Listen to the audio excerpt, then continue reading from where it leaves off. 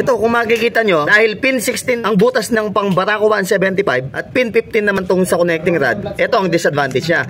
Umuuga siya. Ito yung sinasabi nilang dumbbell.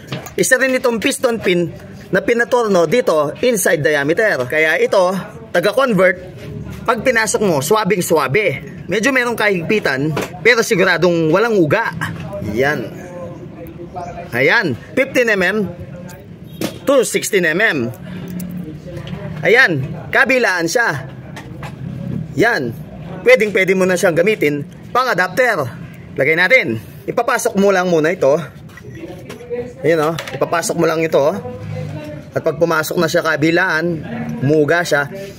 Itong dumbbell na to, gagawin ng machinist ito.